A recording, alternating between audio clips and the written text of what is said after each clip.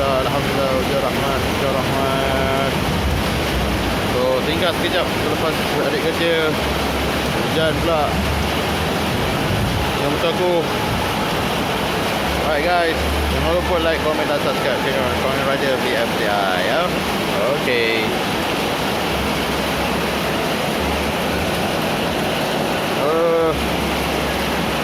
Naya, hujan tu, hujan. Gila lah. All the way balik kerja, hujan pula. Ya, Alhamdulillah, bersyukur.